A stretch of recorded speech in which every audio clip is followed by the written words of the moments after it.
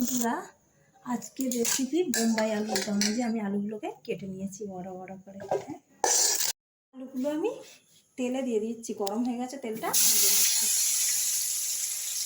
একটু নেড়ে নিচ্ছি আলুগুলো। আলু ভাজা হয়ে গেছে, লাল লাল করে আমি তুলে নিচ্ছি। এবার আমি মশলা করে নেবো। তেজপাতা দিচ্ছি, শুকনো লঙ্কা গোটা দিলাম, পেঁয়াজ কুচো দিলাম, একটা গোটা রসুন দিতে হবে, আর গোটা টমেটো দিয়ে দিলাম বোম্বাই আলুর দমে।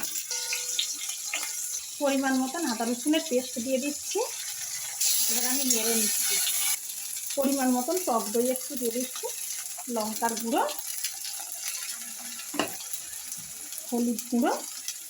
মশলাটা আমি কষিয়ে নিচ্ছি ভালো করে। লবণ দিয়ে দিচ্ছি, আলুগুলো দিয়ে দিলাম।